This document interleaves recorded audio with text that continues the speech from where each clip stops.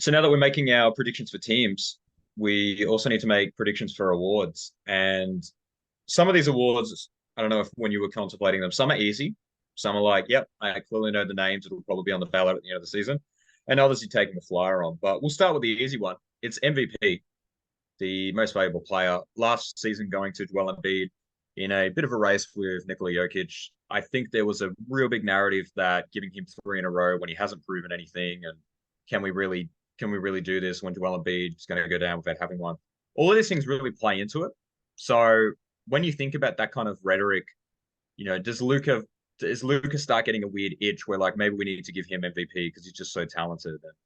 And do we give it back to Jokic because he just proved that he won the championship? Or does Giannis come back into contention and he's just so dominant we can't not give it to him? Or does Tatum end up leading the Boston Celtics or Booker? Or there's a lot of names that are going to appear on the ballot, but I think that we're going to go back to recognizing that Nikola Jokic is a generational talent, just led the Denver Nuggets to a championship, probably going to have them back in a 1 or 2 seed scenario, probably still having ridiculous stats like 28 points, 10 rebounds, 10 assists. He's going to have some weird Wilt Chamberlain-esque record that he's beaten as well. And I think because it's not going to be three in a row, I think it's going to be easier for people to vote again for him to be an MVP in the 2023-24 season.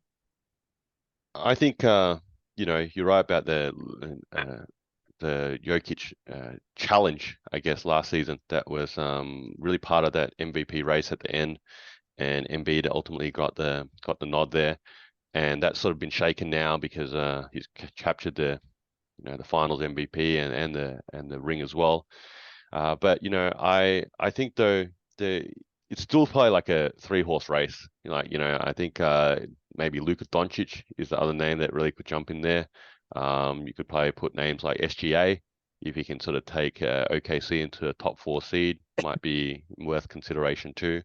I think it's a limited sort of field at this point, and because a lot of it has to do with a multi-dimensional player that has to exceed in multiple fields that not every player does, and that's where Jokic is really quite unique, right? He does all the passes, shoots, rebounds, a bit of everything at great percentages and splits there too. That's where Tatum probably falls a little bit short. It feels like if somehow Tatum grabbed an MVP in this era, I don't know, that'll be really good for him. But he's sort of stuck against all these guys that do sort of, put up monster stats, and he's a superstar, but he doesn't put up those sort of stats. So look, I guess I've got a player here that's obviously a 2-time MVP. I think a bit of a coaching change is going to help his cause here. I think he's going to grab his 3rd award here, and I'm obviously going a different pick from here because I'm saying Giannis is getting his 3rd MVP award, and a lot of that hinges on that coaching change and a bit of a different voice and direction, no doubt, for the Bucks franchise now with Adrian Griffin now on the sidelines. Gets them, I guess, maybe quickly out of the blocks, and ultimately gets them, I would say, to or close to that 60-game mark and more wins than the Nuggets.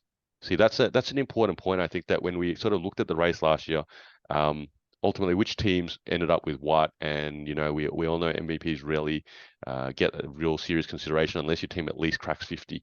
Yeah, at least cracks 50 wins. And if your teams are now starting to crack that, sort of getting close to that 60 win bracket, you really got to be in that conversation. So look, I'm saying Bucks, like just before, obviously 1st seed in the East, and Giannis going to take them there, grab his 3rd MVP award. This is Two Guys with Spare Time. I'm Faz, this is Nick.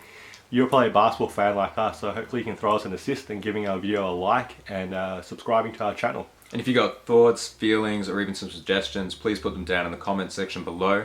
And thank you for using your spare time to watch us in our spare time.